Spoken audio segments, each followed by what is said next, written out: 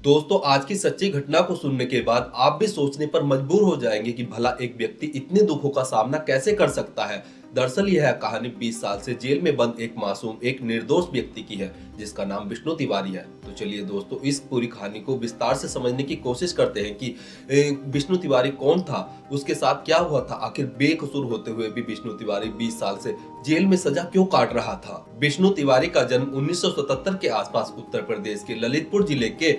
मेहरौनी थाने के अंतर्गत आने वाले सिलावन गांव में हुआ था। विष्णु तिवारी के पिता का नाम रामेश्वर प्रसाद तिवारी था और यह परिवार अपनी मेहनत के दम पर काफी अच्छी जिंदगी गुजार रहा था। विष्णु तिवारी के परिवार में उसके माता पिता के साथ उसके 3 छोटे भाई भी थे। विष्णु तिवारी पढ़ाई में अच्छा न होने के कारण उसने पढ़ाई छोड़ दी और अपने माता पिता के साथ खेती में हाथ बटाने लगा। साथ ही अन्य काम भी विष्णु तिवारी किया करता था। साथ ही विष्णु तिवारी के जो माता पिता होते हैं, उनके पास कुछ जमीन तो अपनी होती है, कुछ जमीन वह ठेके पर लेकर खेती किया करते थे। इसके अलावा इनके पास 10 से ज्यादा गाय भैंसे भी थी, जिनका दूध बेचकर ये 4 पैसे कमाया करते थे। इसके साथ साथ जो विष्णु तिवारी होता है, वह बनारसी साड़ियों का कुशल कारीगर होता है, अच्छा कारीगर होता है। और जब भी विष्णु तिवारी को खेती से टाइम मिला करता था, वह साड़ी बुनने का काम किया करता था। मतलब यह परिवार अपनी मेहनत के दम पर अच्छी जिंदगी गुजर बसर कर रहे होते हैं। बट साल 2000 में यह परिवार पूरी तरह से तबाह हो जाता है, पूरी तरह बर्बाद हो जाता है। दरअसल इसी गांव की रहने वाली एक महिला साल 2000 में विष्णु तिवारी के खिलाफ पुलिस में एफआईआर दर्ज करवाती है कि विष्णु तिवारी ने उसके साथ दुष्कर्म किया है, उसके साथ बहुत ज्यादा मारपीट की है, साथ ही जाति सूचक गालियां भी दी है। और विष्णु तिवारी ने धमकी दी है कि अगर उस औरत ने इस पूरे घटनाक्रम के बारे में किसी को भी बताया तो विष्णु तिवारी उसे जान से मार देगा। अब जैसे ही पुलिस वाले इस महिला की इस बात को सुनते हैं, तो पुलिस वाले तुरंत विष्णु तिवारी के अगेंस्ट जाति सूचक गालियां देने, जान से मारने, दुष्कर्म जैसे गंभीर धाराओं के अंतर्गत SC/ST एक्ट के तहत एफआईआर दर्ज कर लेते हैं। इसके बाद महज 23 साल की उम्र में ही विष्णु तिवारी को अरेस्ट कर लिया जाता है और स्थानीय कोर्ट में विष्णु तिवारी के अगेंस्ट मुकदमा चल जाता है। यहाँ पर जो विष्णु तिवारी होता है, यह खुद को बेकसूर भी बताता है, लेकिन विष्णु तिवारी की एक नहीं सुनी जाती है और विष्णु तिवारी को मुख्य आरोपी मानते हुए उसे ललितपुर डिस्ट्रिक्ट जेल में भेज दिया जाता है। इधर पुलिस और कुछ महीने जांच पड़ताल करती है और अपनी फाइनल चार्जशीट कोर्ट में पेश करती है, जिसमें कि विष्णु तिवारी को ही मुख्य आरोपी बनाया जाता है।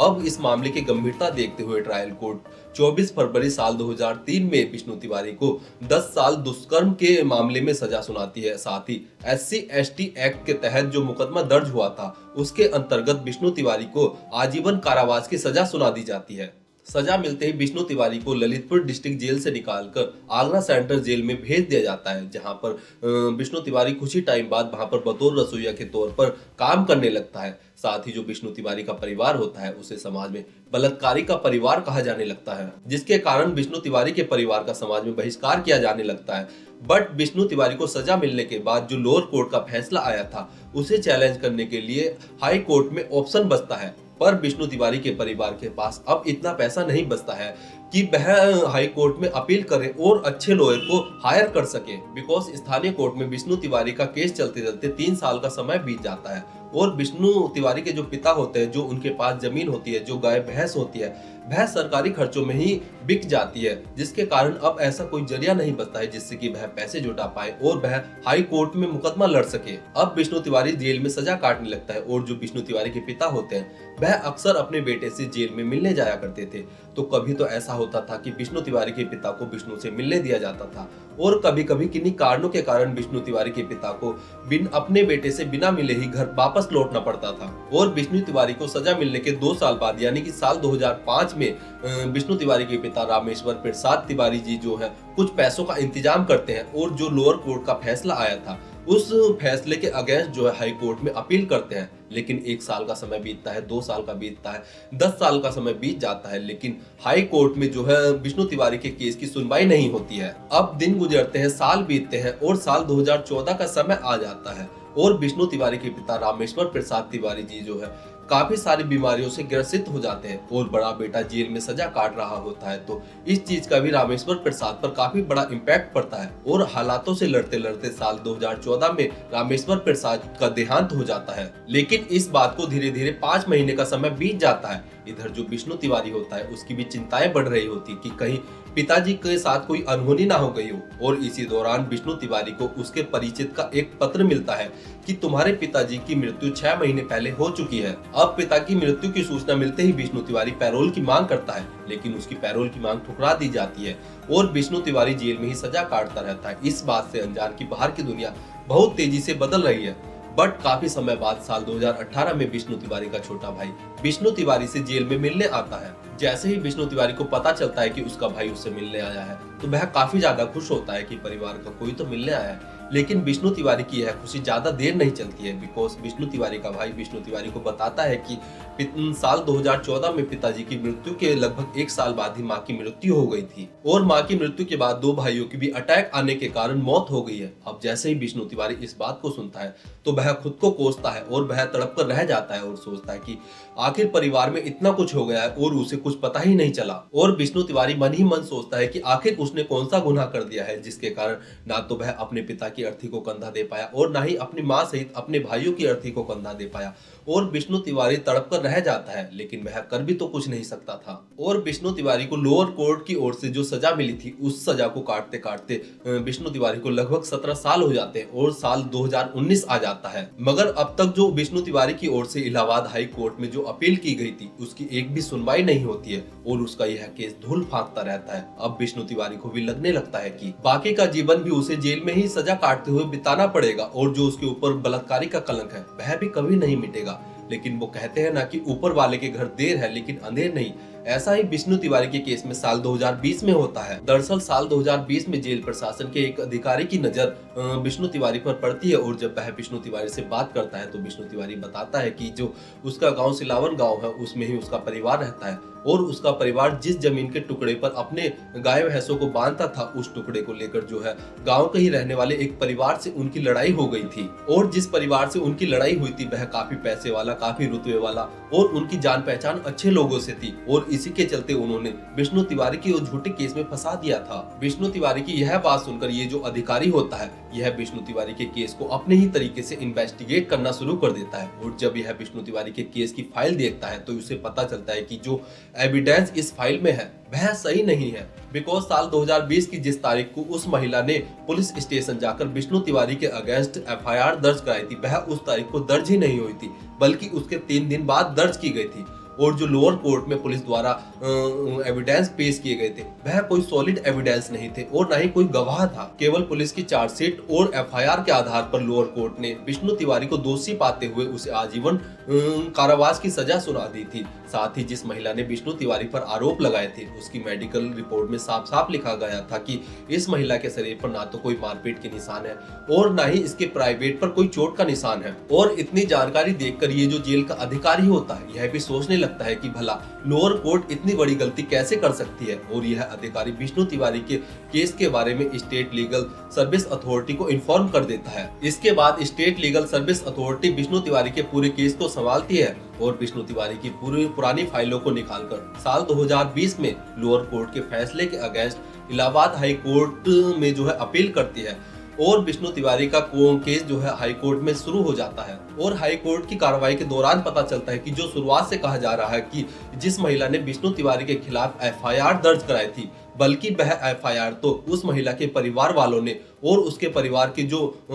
मिलने वाले नेता टाइप के लोग थे, जो दबंग लोग थे, उनके दबाव में आकर पुलिस वालों ने एफआईआर दर्ज की थी। बिकॉज उस महिला के परिवार वालों के कनेक्शन नेताओं टाइप के लोगों से थे, कुछ दबंग टाइप के लोगों से थे और उन्हीं के दबाव में आकर पुलिस वालों ने विष्णु तिवारी के अगेंस्ट एफआईआर दर्ज की थी। इसके बाद जब हाई कोर्ट को पता चलता है कि विष्णु तिवारी बेगुनाह है और विष्णु तिवारी के केस में SC/ST एक्ट का जो है दुरुपयोग किया गया है और विष्णु तिवारी पर झूठे बलात्कार के केस लगाए गए हैं, तो जो हाई कोर्ट के जज विष्णु तिवारी के केस को देख रहे होते हैं, जिनका नाम डॉक्टर कौशल जैद और गौतम चौधरी होता है, वह विष्णु तिवारी पर लगाए गए आरोप को बेबुनियाद पाते हैं। और इलाहाबाद हाई कोर्ट का फैसला आने के बाद विष्णु तिवारी को 2 मार्च साल 2021 में बाइज्जत बरी कर दिया जाता है। लेकिन विष्णु तिवारी 19 साल 3 महीने उस जुर्म की सजा जेल में काटते हैं जो जुर्म उन्होंने कभी किया ही नहीं था। अब वो विष्णु तिवारी जैसे ही जेल से बाहर आकर बाहरी दुनिया देखते हैं तो बाहरी दुनिया अब तो पूरी तरह बदल चुकी होती है। और जो विष्णु तिवारी 23 साल की उम्र में जेल गया था, अब उसकी उम्र 23 साल हो गई थी। और जब विष्णु तिवारी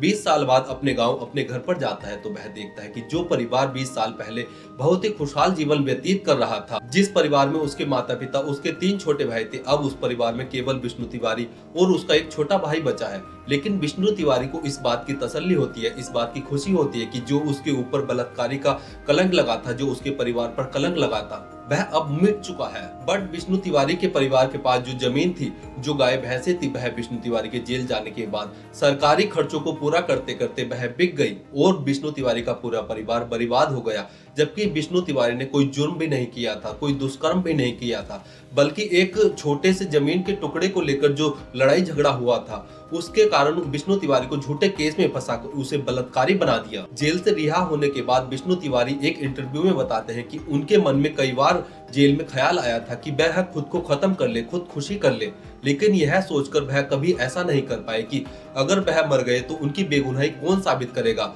और जो उनके ऊपर कलंक लगा है, जो उनके परिवार के ऊपर कलंक लगा है, वह कभी नहीं मिटेगा। बट सोचने वाली बात यह है कि लोअर कोर्ट ने भी बिना किसी सॉलिड एविडेंस के विष्णु तिवारी को जो है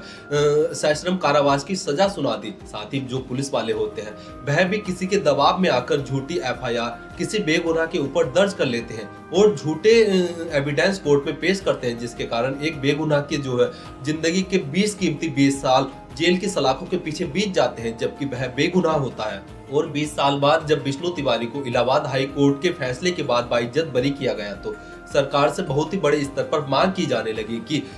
विष्णु तिवारी को जो है मुआवजा देना चाहिए, ताकि जो 20 साल बेगुनाह होते हुए उसने जेल में गुजारे हैं उसकी भरपाई की जाए। और इस संबंध में कुछ लोगों ने सुप्रीम कोर्ट में याचिका दायर की कि जो लोग बेगुनाह होते हुए भी लंबे समय से जेल में सजा काटते हैं उनको जो है मुआवजा दिया जाए। बट साल 2022 में सुप्रीम कोर्ट ने यह कहते हुए इस याचिका को खारिज कर दिया कि यह मामला राज्य सरकार और केंद्र सरकार का है, तो इस पर राज्य सरकार और केंद्र सरकार ही नियम बनाए। और जेल से आने के बाद विष्णु तिवारी के साथ एक और ट्रेजेडी, एक और घटना घट जाती है। दरअसल विष्णु तिवारी जेल से आने के बाद शादी करने का फैसला करते हैं और 22 जुलाई 2022 को विष्णु तिवारी हिंदू रीति रिवाज के अनुसार एक मंदिर में शादी कर लेते हैं। और शादी करने के बाद विष्णु तिवारी सोचते हैं कि अब मैंने शादी कर ली है तो अब जिंदगी बड़े ही आराम से बीतेगी। लेकिन कुछ दिनों बाद विष्णु तिवारी की दुल्हन और दुल्हन की जो माँ होती है, वह विष्णु तिवारी के घर में जो कीमती सामान रखा होता है, जैसे पैसे और जो गहने रखे होते हैं, उन्हें लेकर भाग जाती है। और बाद में पता चलता है कि जिससे विष्णु तिवारी ने शादी की थी